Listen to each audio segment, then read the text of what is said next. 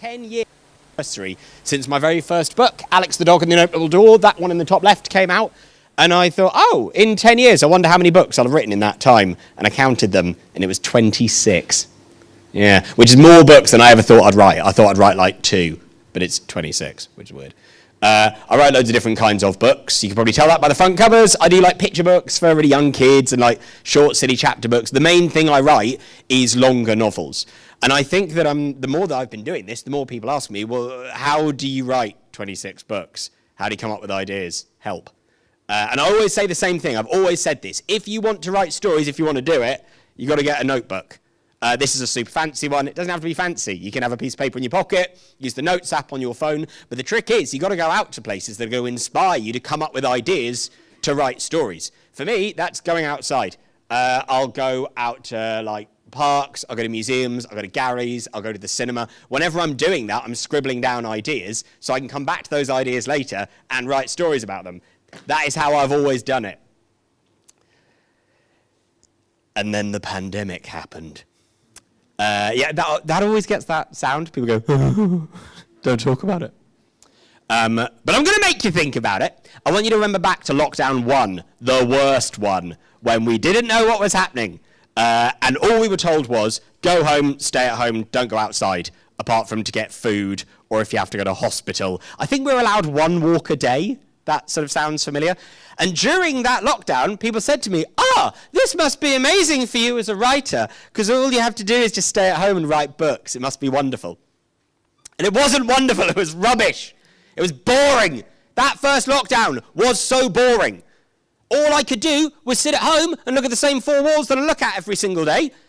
I was uninspired. I get my ideas by going outside, and I wasn't allowed to do it anymore. But I have to come up with stories, because if I don't write stories, I don't get paid. I'll be broke. So I did something that I always tell people to not do. I made myself come up with a story. And this never works. If you're in class, you get given a sheet of paper, you get told to write a story, and you go, about what? But I thought, I don't have a choice. I have to write a story. So I sat down and I thought, okay, I'm in my living room. I'm looking at the 4 walls around me that I look at every single day, and they're boring. But I thought, okay, I've got to find a way. Yeah, here you come, guys. Just quickly grab a seat. I thought, I've got to make my living room not boring. How am I going to do it? So, what if there was another room underneath this room that I'm looking at? Like an evil version of that room. And what if I could get to that evil room by, and in my living room, we've got like a fireplace that I don't use for anything. It's just there, it's decorative. And I thought, yeah, what if you crawled through the fireplace and that took you to this evil version of the room? Kind of like Narnia, you go through the wardrobe. But I thought, yeah, go into an evil place, go into a fireplace, that's a bit more creepy.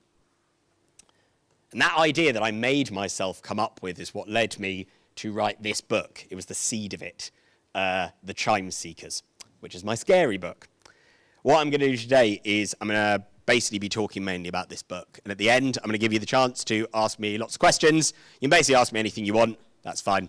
What I'm going to do to start off is, rather than explain what The Chime Seekers is actually about, rather than tell you who these people are, like the boy and the girl and the raven with antlers and the weird baby, I'm going to do something that I always like doing whenever I go to schools and I talk about my books, which is I'm going to read you the first chapter, almost as if you picked the book up off the shelf and thought, what an amazing front cover, and then you started reading.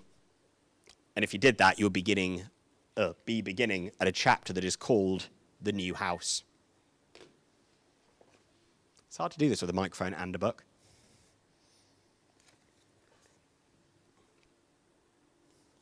Yanni hated the house the moment he saw it. It was nothing like their old house. Their old house was a ground floor flat on a terrace street that was tucked between homes on every side. It had a blue front door with gold numbers that led right from the street into the living room. There was just enough room for Yanni and Mum and Dad to live together. Being inside that house felt like being hugged. This house sat alone in an empty field framed by cold October sky. It stuck out the ground like it wasn't meant to be there. The front door was the colour of a rotten tooth. Our own driveway, said Mum. Our own driveway. I still can't believe it. It's going to change everything. And listen, said Dad. Did you hear that? Yanni listened, but the only sound he could hear was the rain prickling against the car roof and the steady slack, slack, slack of wipers on the windscreen.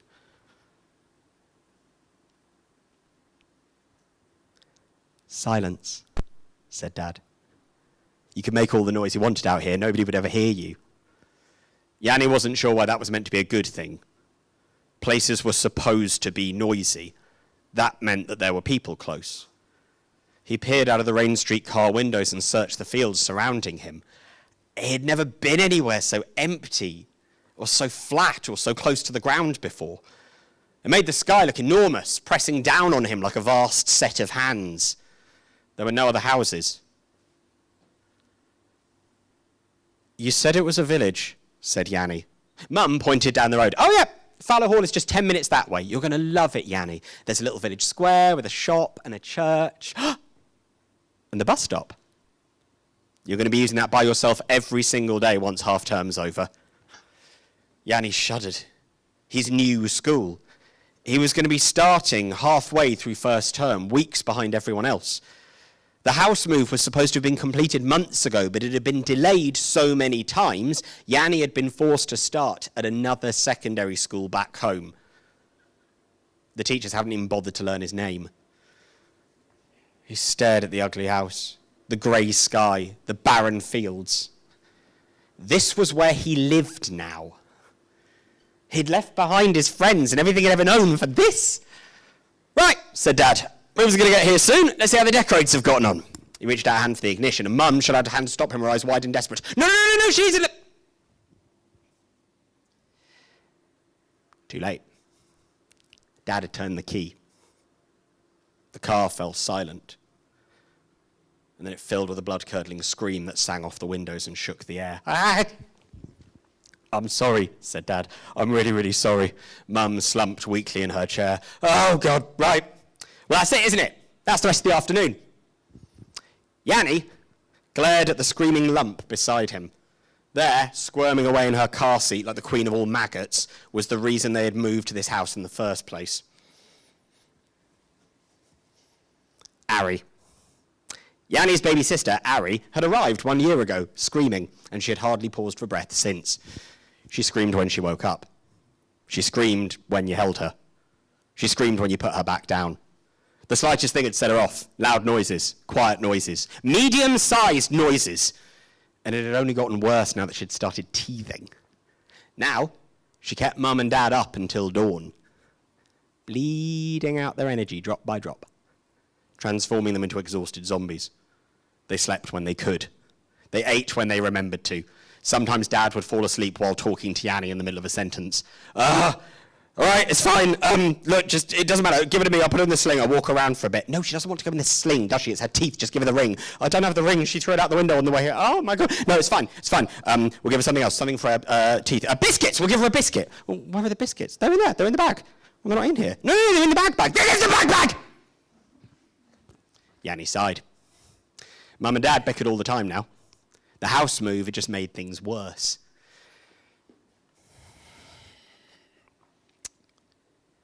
Nobody made you move house, Yanni wanted to say. Nobody made you have another baby. But he didn't say any of that. Instead, he let those words trickle down his throat and curdle in his stomach. And he stepped outside into the hammering rain.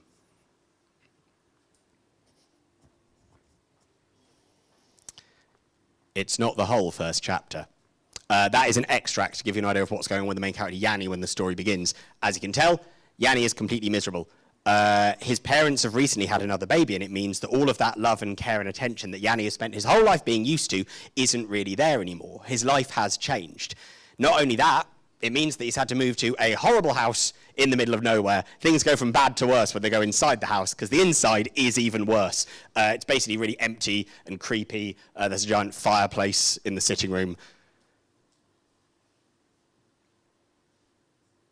which Yanni can't help but notice has been carved with symbols, which is weird. Things go from worse to even worse when Yanni goes exploring the village, because it turns out the village of Fallow Hall is even more boring and creepy than he feared it would be. There's basically nothing there. When Yanni leaves the house and goes walking down the lane, the first thing he comes to is a crossroads with an old rotten signpost in the middle that looks like that. There are 4 roads going off that crossroads, and none of them go anywhere interesting. The first road goes to that little village square that his mum mentioned. That's it, it's a village square. It's got a shop run by a horrible old man. That's it, it's boring. Second road goes to that little stone church that his mum mentioned. That's it, it's a village, it's a church, nothing that, it's boring. The third road goes to a big blank playing field with nothing in it. That's it, it's boring. The fourth road does go somewhere that's quite unusual. And you get these all over the country. These really do exist. They've got different names depending on where in the country you are. So some parts of the country, they call them barrows. Some parts of the country, they call them brews. If you go down to the southwest, around like Cornwall and Dorset and Devon, they call them quoits, which I think is a great name. I love that. The name that I use for them in the book is another name, which is a dolmen. Yeah, and Fallow Hall has one. A dolmen is a Neolithic burial mound. Thousands of years ago, if you were an important person, like a queen or a king or a chieftain, when you died, they didn't just bury you in a grave in the ground. They would take your body, and then they would build a hill around it. And then they would sort of make a little stone tunnel like that, so you could crawl inside and pay your respects to the body, which is quite weird. But I guess it's a bit like pharaohs in ancient Egypt. You'd bury them in pyramids, right? It's just like a special way to commemorate important people who have died. Fallow Hall has a dolmen, and it's really creepy. Actually, Yanni can't help but feel every single time that he's standing near it, it's almost as if he can hear music coming from inside it. Things go from even worse to even worser, because that evening is All Hallows Eve, otherwise known as Halloween. The plan was Yanni and Mum and Dad were going to wait until Ari went to sleep, whenever that is, and then they were going to celebrate the house move. They were going to celebrate Halloween, maybe like stay up later than normal, like watch a spooky film. Turns out Mum and Dad have forgotten about that. They're going to go to a fancy restaurant to celebrate their anniversary, and Yanni is going to stay home and look after his baby sister. He's a little bit too young to be doing that on his own in a brand new house in a brand new village where he doesn't know anyone. So don't worry. They've invited Amy, Yanni's cousin. Yanni's weird cousin. Yanni's weird cousin who he hasn't seen for 5 years. Yanni's weird cousin who he hasn't seen for 5 years and has absolutely nothing in common with, and who spends all of her time talking about fantasy books and fancy films, and fancy board games, and fancy computer games, and wizards, and warlocks, and elves, and fairies in the fairy realm. And all of a sudden, it's like all of the anger that Yanni has spent months and months and months and months pushing down starts coming out. And this time, he's not able to stop it. And because Yanni is so upset, he does something that he should not do.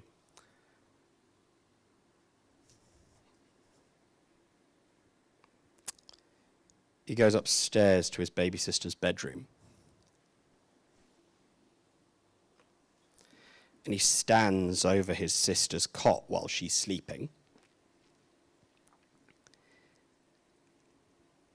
And he tells his baby sister that he hates her. And he wishes that she'd never been born. And the moment that he does that, something very unusual happens. A man appears at the bedroom door who Yanni has never seen before. A beautiful man who tells Yanni that he just heard every single thing that Yanni said, and if Yanni really does want to get rid of his baby sister for good, the man can take her away. And Yanni knows immediately that something very bad is happening, and so he tells the man to leave, and the man does. He disappears into thin air. And the moment that he disappears, every single window, and every single mirror, and every single framed photograph in the house breaks at the same time. I'm going to read you one more extract from this book from the moment after that has just happened. This is a chapter that is called A Turn of Events, if I can find it. There we go. Yanni stood in Ari's bedroom trembling with shock. He had no idea what had just happened. Everything looked more or less the same, but those cracked reflections told another story. Something bad had just happened here, something really bad, but what? Yanni! Amy charged through the doorway, breathless and pale. One of the lenses of her glasses was cracked in half, split from top to bottom. I just heard a scream! And then all of the windows and the mirrors downstairs, they all broke. Oh, my God. She trailed off. Yanni, what just happened?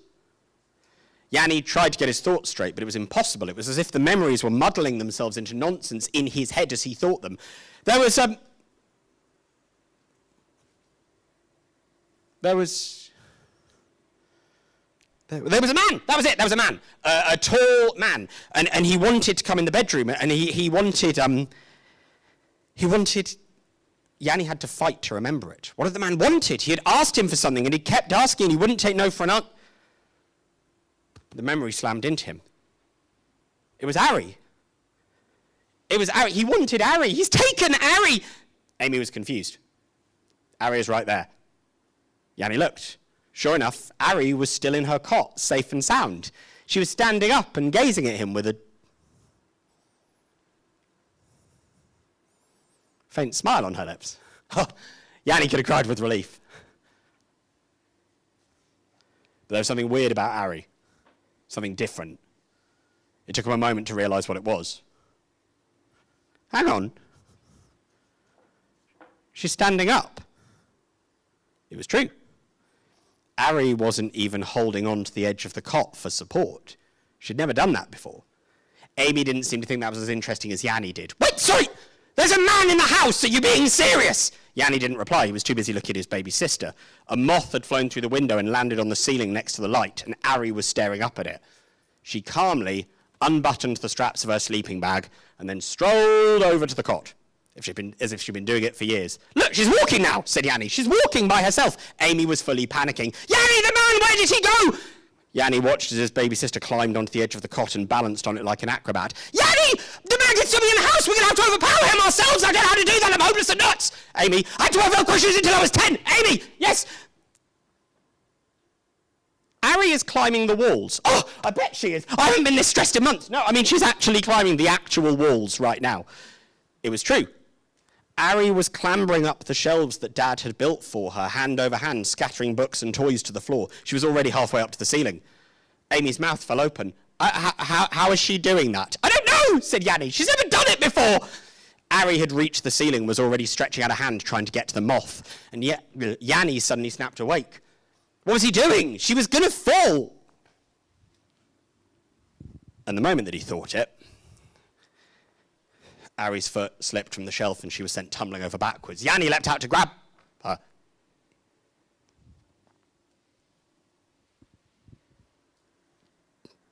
But he didn't need to worry. Harry wasn't falling.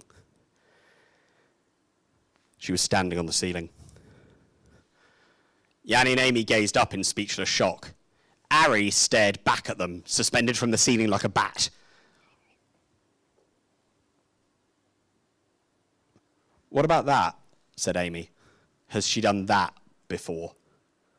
No, said Yanni. Again, it's not the whole chapter. It is an extract to give you an idea of what is going on at that point with Harry in the story. You've probably already guessed this. There's something wrong with Harry.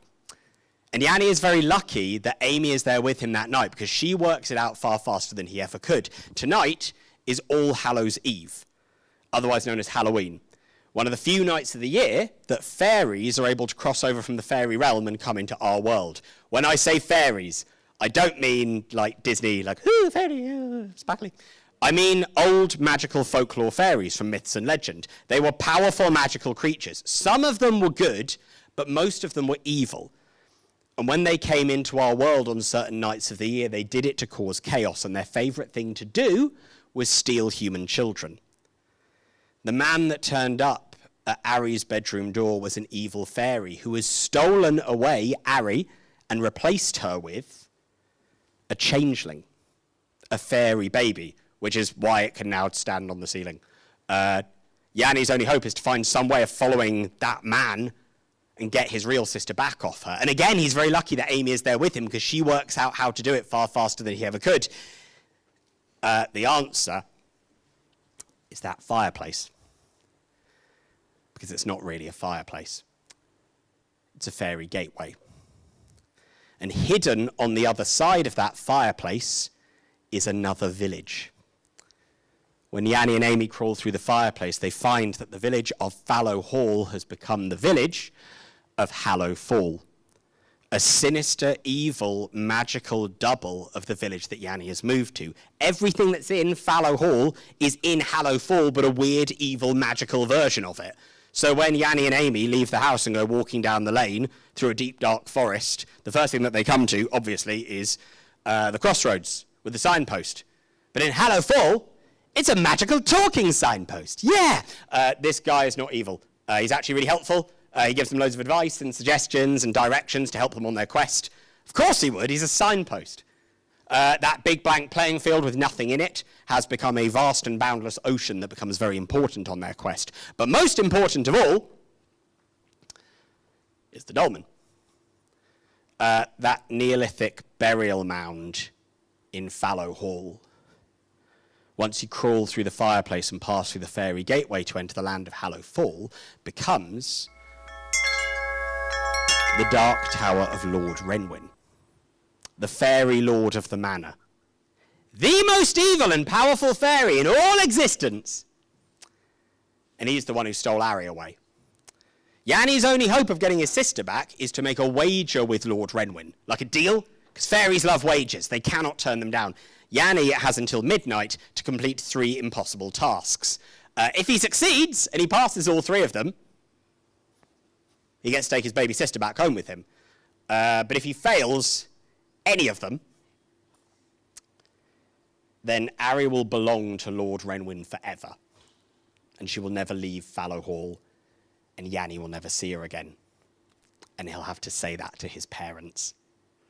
And as if that wasn't difficult enough, it turns out Yanni has to complete those 3 impossible tasks with the changeling, that weird fairy baby, strapped to him with a magical golden shackle. It's going to be really hard. I would love to tell you how Yanni does, if he completes those 3 tasks, how he completes them, if he defeats Lord Renwyn, if he gets his sister back.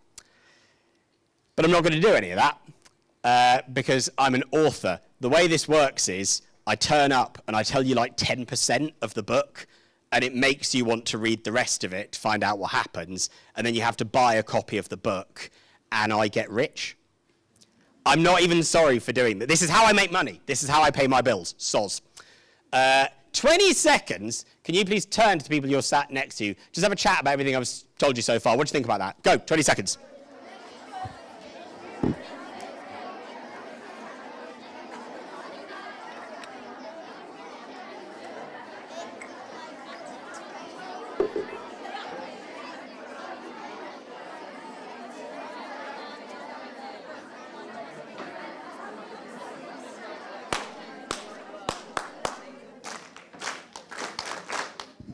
I can do that in any school in the country, and it works. It's great.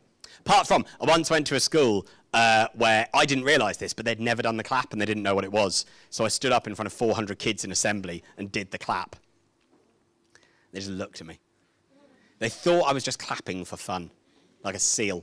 All right, well, hopefully you can see how that seed of an idea that I had sat in my living room, making myself come up with an idea, imagining this evil room that you get to by crawling through a fireplace. You can see how this became that.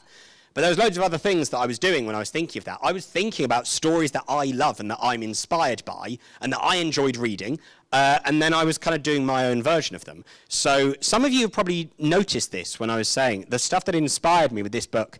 When I was your age, my favourite film was a film called Labyrinth. It's like quite an old film now.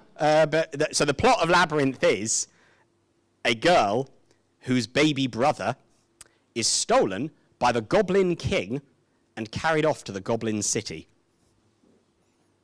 It's literally the same story. But I kind of wanted to tell my own version of that, right? I was like, yeah, I love that story. I want to do my bit. I was also thinking about, I would say my favourite ever book, ever, is Coraline by Neil Gaiman. You might have seen the film, Coraline. Film is great. The book is a masterpiece. Like, I watched the film and was like, yeah, great, I don't need to read the book now. And then 2 years later, I read the book. The book is amazing. If you haven't read the book, read the book. It's incredible. But I mean, think about that. Coraline moves to a new house. She discovers that tunnel in her house. She crawls through, and on the other side is this weird, evil version of the house that she's moved to. It's literally the same story. I was inspired. I was also thinking about a TV series that I was watching at the time and I really loved called Stranger Things, which none of you have seen because it's totally inappropriate. But of course, had you read any articles about Stranger Things, which you shouldn't have seen, you'll know that it's about a town that has an evil version hidden in the Upside Down. And I loved that idea. All of those kind of fed into this story.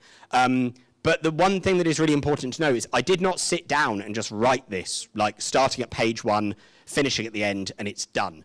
That is not how writing works. I rewrote this story from start to finish 6 times. It took me 2 years. And that's totally normal.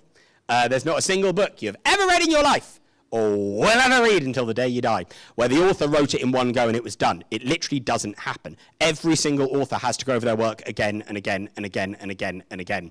It's the same with illustrators. This front cover is by the illustrator David Dean. Once you start noticing his work, you'll see it everywhere.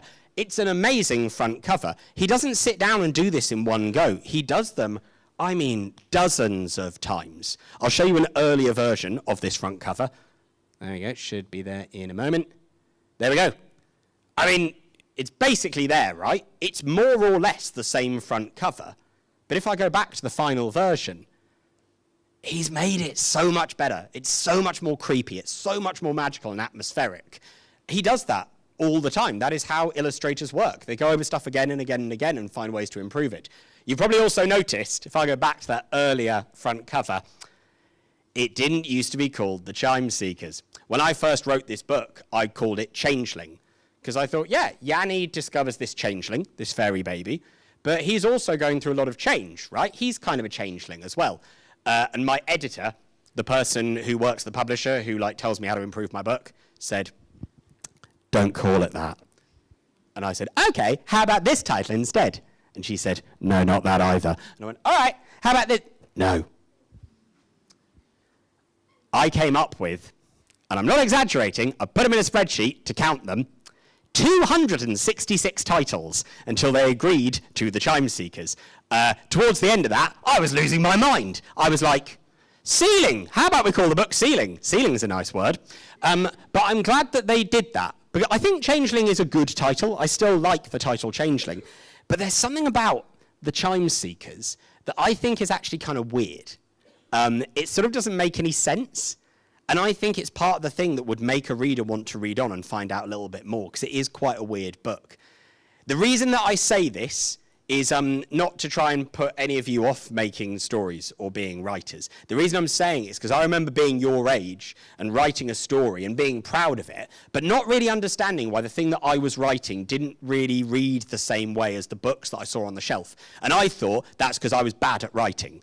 But it's not. That is not how this works. I take 2 years to write a book like this. I work with an editor whose job it is to tell me how to make things better. And I go over my story 6 times. That is how these books end up getting made. That's totally normal. And it's why teachers give you your work back. And they go, that's quite good. Well done. Can you make it better? And you go, no, that's impossible. I can't do that. It's not impossible. It's just really hard. The more you do it, the better you get at it. True. Thank you very much for letting me talk about the Chime Seekers. We now have, just to check, I think we finish at 10:02, is that right?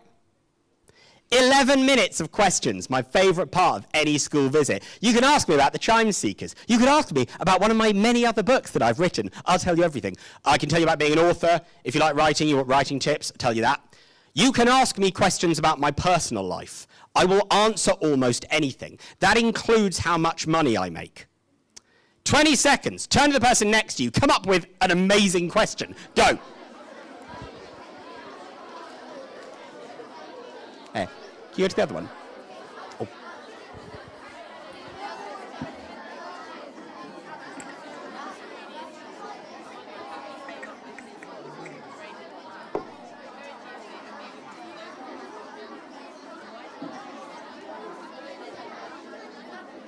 Now, put your hands on your heads! Now, do it now! Both hands in the air! Now, one hand in the air! You all have a question for me. I can't believe that. That's amazing. Wow.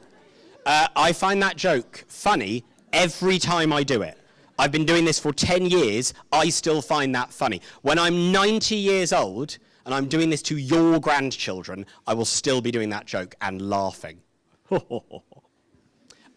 up if you have a question about me and my life. How do we even begin? I'm never going to be able to answer all these in 10 minutes. I'll start with person right at the side. Yes, yeah. What's your favourite book that you ever written? All right, hands down when I'm answering a question, otherwise your arms get tired. Tell you when to put them back up. The question was, what's my favourite book that I've ever written? And somebody asks me this at every single school visit, and it's so mean. It's like asking a parent, which child do you love most? They're not going to answer that. They're not going to say, I love all of my children. But John is just better. He's fab.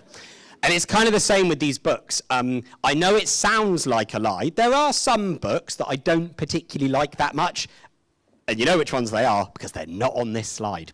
But because the books take quite a while to do, it means I feel really proud of them, but in different ways. So I feel like really proud of the Chime Seekers because I made myself come up with the idea, and I can't do that now. It was kind of like a miracle it happened. Also because it's scary.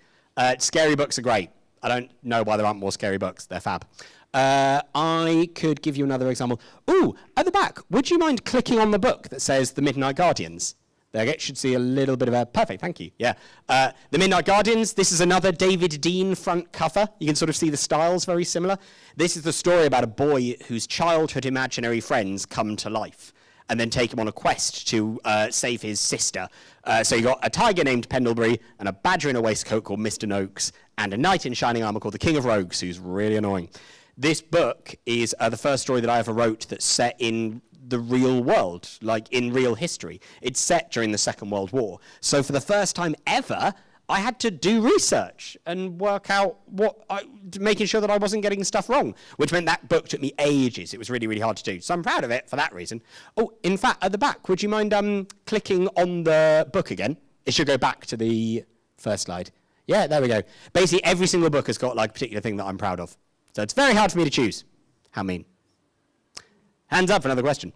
Where do I even begin? I'm going to go with the person who could not be more at the back if they tried. Yes. Yeah, it's you. Yeah. Oh, the question was, who's my favourite character in the Midnight Guardians? Guardians, not Gardens. What a mean question. That's like asking a parent which child you... It's even worse. It's even more specific. I've got those three characters, the Guardians, those imaginary friends, standing in front of me going, who do you love most, Ross? Why? I'm going to give a mean answer. It's Mr. Noakes, the badger in a waistcoat. And the reason he's my favourite character is because he's a badger in a waistcoat. He smokes a pipe. It's like the cutest thing ever. That badger does so much heavy lifting for me. People go, it's a book about a badger in a waistcoat. I'm going to read it. Him. I love him most. Hands up for another question. I'm going to go for... Yes. How did you get the inspiration for 10 Delicious Teachers? Ooh. I wonder, at the back, would you mind clicking on 10 Delicious Teachers, the sort of square picture book? 10 Delicious Teachers is a picture book about teachers being eaten by monsters. If you like the idea of a rhyming counting book that teaches you how to count the number 10, kind of like 10 green bottles, like falling off a wall, but if the idea of 10 bottles falling off a wall is dull to you, and you would much rather see teachers being eaten savagely by horrible monsters, this is the book for you. I came up with the idea because when I first wrote it, I thought that was quite a funny idea. But again, I didn't write this in one go. It's a rhyming book. Rhyming books are hard to write. I'm trying to do one at the moment. I was working on it on the train on the way here, because I live in London. This new one is about two guinea pigs called Pog and Pickle, who go to Peru. And it turns out, if you try and do a rhyming book, and you name your main characters Pog and Pickle, it's a terrible idea. Nothing rhymes with Pog or Pickle. 10 Delicious Teachers, the very first version, wasn't about teachers being eaten by monsters. It was actually about teachers being eaten by wolves. And then with every page, it would explain how each teacher was being eaten.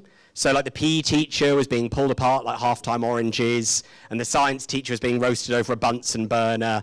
And I was really proud of it. It had really good rhymes in it. I loved it. And then my publisher said, do you not think a book about wolves cooking a teacher alive might be quite scary for children aged 3+? And I went, oh, yeah, that's true. So instead, we made them cute furry monsters. And it is really cute. It was a really good idea to do that. I also took away the verses about how the teachers got eaten. And at the end, it turns out the teachers aren't being eaten, they're being snatched. And then the monsters are keeping them as weird little pets, which I think is actually more sinister. Like just keeping a teacher in a hutch in your room. Giving them water once a year. Why would you do that? Yeah. I wonder, guys at the back, would you mind clicking on the picture again so it goes back to the main menu? And any more questions? Hands up. It's more hands up now. It's like you want to find out why I wrote a book about teachers being killed. Yes? How did you come up with the characters' names? Oh, now this is really interesting. So the question was, how do I come up with characters' names? And I find this really interesting. I forgot that when I was your age, I was worried about this as well. Like, you really care about what your characters are called. And my advice to you is, it does not matter. This is one of the nice things about going over books 5, 6 times, right? Because that sounds like a bit of a drag, having to go over your stories again and again and again. But once you realize that's how it's going to work, you don't have to worry about your characters' names, right? Because you can come up with that later. My advice to you, if you're sitting there right now with a story burning in your head to be written, but you're like, I can't write it because I don't know what my main character's called, it doesn't matter. Call them Bob. Call every character Bob, and then in draft 2, come up with names for them. I usually find what happens with names is I just pull a name out from inside me, and I go, this character is called bleh. And they just are. That's it. Sometimes I change it, but 9 times out of 10, it's the first name I come up with. Oh, in fact, guys at the back, would you mind clicking on Spellstone, the very top right picture? This is my latest book. This came out about a month ago. It's another David Dean front cover, which you can probably tell by the style. This is a story about a girl who discovers that she has secret magical powers. Not only that, she discovers that in the city where she lives, there is a society of magicians who have been fighting a battle between good and evil that has lasted for thousands of years. The girl is going to be the secret weapon to end that war once and for all. But, first of all, she has to find out what her magical powers actually are, what they can do, and she's going to have to do it quickly, because in 2 days' time, the baddie of this book, an evil sorcerer named Weald, is going to open the Spellstone. Do you know what happens when he does that? I'm not going to tell you. Why would I tell you? That is how my job works. This is just, you read it to find out. I knew immediately that the girl in this story was going to be called Evie. I just knew it. And the reason why is because I do visits like this all over the country. I meet so many Evies, and I was like, I can't think of a single book in which the main character is called Evie. This is for them. Hands up, another question. Oh, in fact, to the back, would you mind clicking on the front cover? It'll go back to the menu. Yeah, thank you very much. Let's go with this person here. How much money do I make? I love it. This comes up every time. The reason why I love this question is because the answer is unbelievably boring. And after 10 seconds, you will just phase out and be like, what am I having for dinner? So, the way writing works is you write a story. Sometimes I don't even have to write the whole story, right? Sometimes I can write the first 10,000 words. Sometimes I just have to write a synopsis, which is where you write the entire plot of the book down on a sheet of paper, and a publisher will buy that off me. Let's say, for the sake of argument, that a publisher decided to buy a book off me for £12,000. And you're like, yeah, £12,000, this is brilliant, I love my life. However, that £12,000 will then get split into 3 equal chunks. You guys are good at maths, it's £4,000. You get the first £4,000 when you sign the contract. Yes, £4,000. You get the second £4,000 when you hand in the final draft. And remember what I said earlier, I mean, Chime Seekers, that was 2 years. So I have to wait 2 years before I get my next £4,000, and then you get the final £4,000 the day it gets published. So yeah, and then after that, you get paid a certain amount of money every single time a copy of the book gets sold. For me, let's have a look. Chime Seekers retails for £7.99, and from that I get 50p. But first of all, those 50p's have to pay off the initial £12,000 that they paid me. They never demand that money. They can't come around my house and break my legs. I never have to pay that money again. But I have to sell 50p, £12,000, 24,000 copies before I then get paid 50p for every single copy. But even after that, after I've sold 24,000 copies, 50p a copy, I then pay tax on that, so it's 36p a copy, and then I have to give my agent some of it, and I can't remember how much that is. If you want to be really rich and live in a mansion with a solid gold dog, don't be an author. Basically, the most famous authors in the world, J.K. Rowling, David Walliams, they make loads of money, right? Most authors don't. It's not a very well-paid job. But the reason we do it is my job is literally, I sit at home every single day in a chair, and I make up stories, and somebody pays me to do it. It's the best job ever. But I kind of do it because I love it, not because it just doesn't pay very much, whatever. That's how I get paid. I can't remember how much money I make. It's rubbish. I reckon we've got enough time for, maybe one more very quick question. I'll try a one-word answer. Yes? How many schools have I been to? Loads. I know it's over 500, but I don't know how many exactly. Basically, your teachers will always be ill, because when you work in a school, you get every cold there is going. Imagine that, but if you were also going to every school in the country. I get every regional variation of the cold. I'm like an expert at it. Like, this is a Hull cold. That's it. Feel it now. I'm always ill. Thank you very much for listening to me talk about the Chime Seekers and for listening to me talk about my books and being an author. Do you guys like free stuff? Yes. Good, because it's my last talk of the school year, and to celebrate, if you guys want one, I think maybe what I'll do is I suppose the best thing would be to stand at the exit, and I will give each of you, should you wish for one, a bookmark. Yeah, to mark your books. Isn't that amazing? Wow. Otherwise, I should probably end very quickly. So here's how this is going to work. In a moment, I'm going to bow. And when I bow, you're going to applaud me. Are you ready for this? Don't say no. Not standing on the stage. Stop it! You got...